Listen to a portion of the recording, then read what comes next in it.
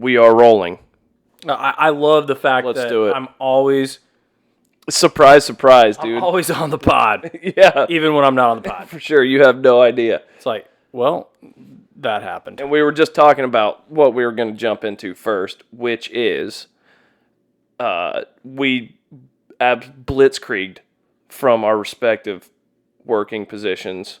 I mean, it was like leave immediately.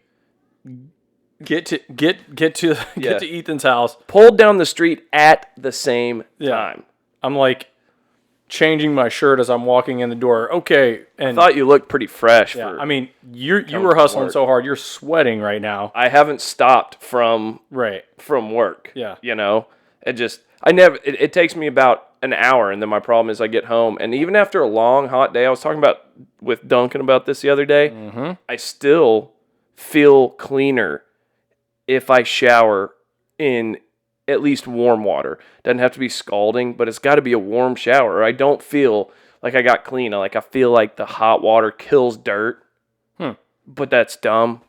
But that's how I feel. So it's valid and it's scientific since that's how I feel. If hot water kills dirt, right. and I take a cold shower when I get home, you're dirtier when you get out. No, I'm asking you, like, is it the opposite? Is it like making the dirt grow? Yeah, it's dirt food. Okay. All right. I should probably stop taking cold showers. Yeah, for sure. No, it just takes me so long to stop sweating. Yeah. Like when I get done for the day. I'm sure part of it is I'm wearing fire retardant clothes all day, and then I decided to jump into sweatpants. That's kind of offensive, man. I'm sorry. I didn't want to say that word. Yeah. I didn't mean to say fire. I know a lot of people are scarred from that. Yeah, and then jump into sweatpants. And I think it was, honestly, I jumped into sweatpants because I didn't want to change my socks. That sounds like a pretty dangerous situation. Well, really, I forgot I was actually wearing decently cool socks. They're Nikes, black Nikes. Oh, okay. And I was thinking I was just wearing gray You got work socks. crew socks or like ankle socks? Crew socks. Are you a crew sock guy or an ankle sock guy? Crew sock. Well, if I'm working. Okay, all right, let's go. If I'm working, it's got to be crew socks because my boots come up. I wear high boots to protect my ankles because my ankles are garbage. Garbage! Yeah. So I'm crew socks all the way. But otherwise, I'm actually invisible socks. That's a thing. Sorry, no-show socks. Okay. Yeah. All right, gotcha. For sure. Cause, I like no-show socks at times. yeah, I guess There's a time and a place for all of it. I guess sometimes I don't care. Yeah. You know, but if I'm wanting to look decent in a pair of kicks and I'm wearing shorts, like I feel like no-shows are the way to go. But if I'm just at home chilling, I really don't care. Because for me, if I'm going to wear some sandals, I just want to get like the biggest crew socks I can find.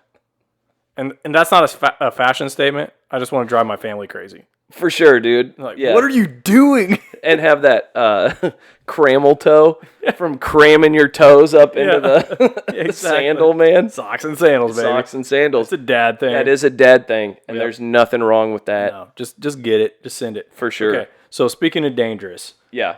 I just want to tell you this hilarious thing that I saw today, and this is just like maybe a couple minutes here. Okay. I don't want to jump into like an entire technological debate over this. Okay.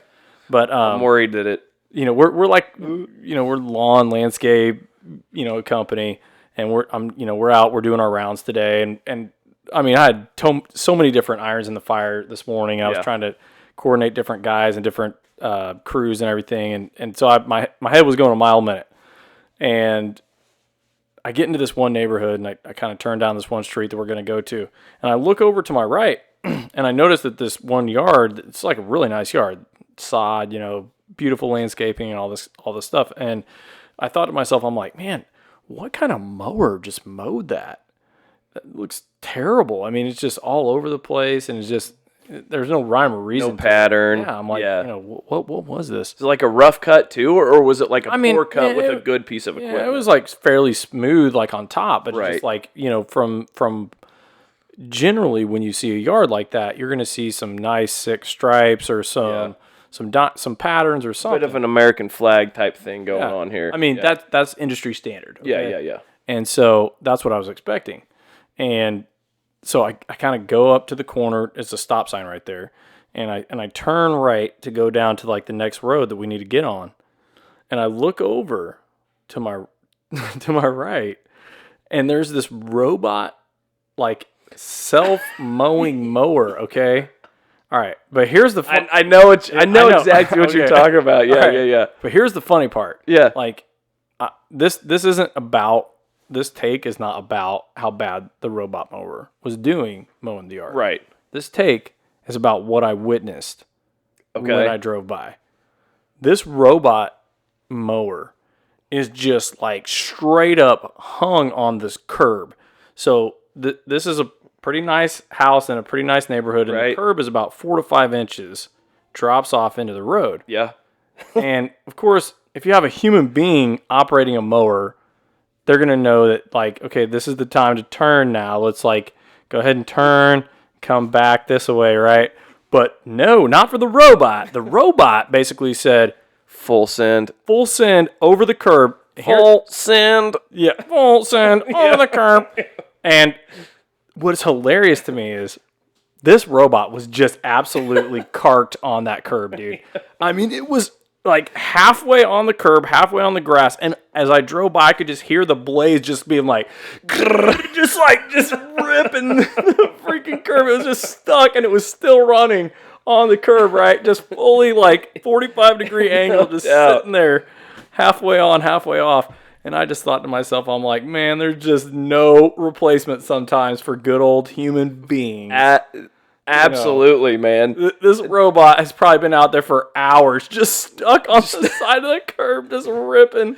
And the homeowner's going to come home and be like, man, his battery never dies. Yeah, like, why is he dead? Why isn't my yard mowed? Yeah, for sure, dude.